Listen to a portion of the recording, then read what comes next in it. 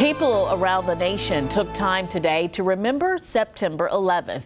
Today marks 16 years since the deadly terror attacks. There were remembrance events across the country, including at the White House. President Trump, marking his first 9/11 as commander-in-chief, joined White House staff for a moment of silence at the exact time the first plane hit the World Trade Center. And then the president went to the Pentagon, where 184 people died when hijackers flew an American Airlines plane into that structure. Vice President Pence led a ceremony in Shanksville, Pennsylvania. He honored the people who died in that flight that crashed into a field there.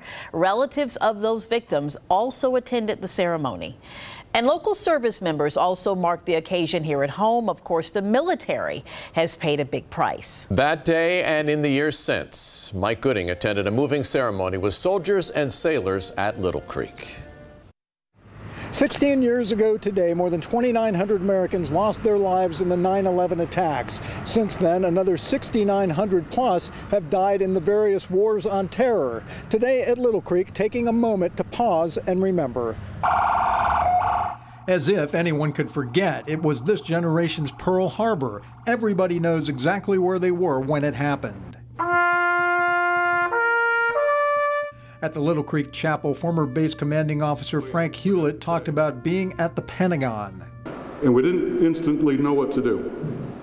We just saw a jetliner plow into the Pentagon directly in front of us. For several seconds, we were all standing there dumbfounded. For Navy Chief Joshua Landon, a different experience. And the first thing I remember is walking down the street and you see a piece of an ear in the street where people had just jumped. Landon was sent to New York's Ground Zero to do search and rescue.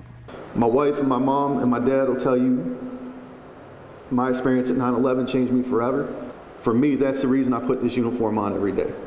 Current Little Creek CEO Captain Joey Franson said it's important that people always reflect upon 9/11 and recall the lessons learned from that tragic day. And it's just all about the American spirit and our will to, do great things and fight for freedom. So I think that's really what it's all about.